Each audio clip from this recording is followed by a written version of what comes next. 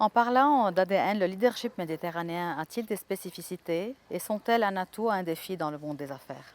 Je pense que l'une des forces de l'entrepreneuriat libanais, c'est que, un, il est habitué à jouer sur un plan mondial. Le Libanais considère que sa terre de jeu, c'est la planète, c'est pas uniquement son propre pays.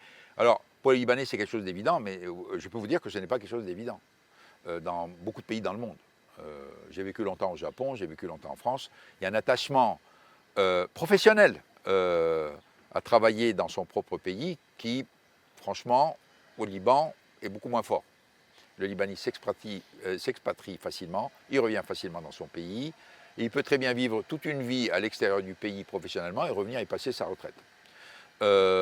C'est quelque chose qui est très rare dans les autres pays, alors que là, c'est quand même une très grande partie des Libanais qui commencent à voir le Liban, quand le Liban n'est pas une terre propice pour l'entreprise, ça devient une terre propice pour la retraite, pour passer des jours tranquilles au moment où une vie de travail vous permet de le faire.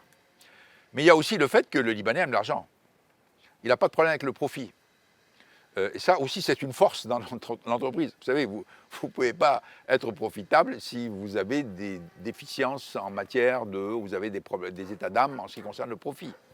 Le profit, c'est une façon énorme de promouvoir le développement d'une entreprise, lui permettre aussi d'être sustainable sur le long terme. Donc, le Libanais n'a aucun problème avec le profit. Au contraire, il le recherche, il sait ce que c'est, il travaille pour le maximiser, et ça aussi, c'est une force.